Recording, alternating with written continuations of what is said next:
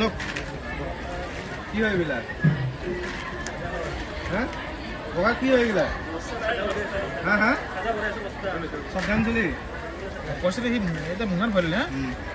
বাহ। মানে হি পয়সাটা মুনাত কিটা ভয় আছে?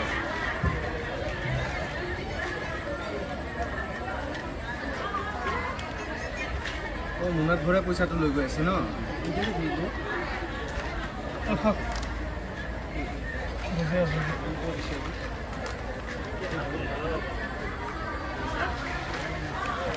Look, আপনি look.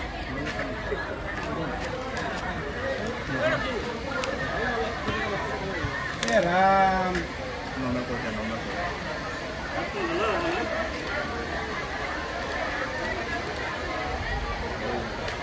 Itu shoot koi nahi bolna.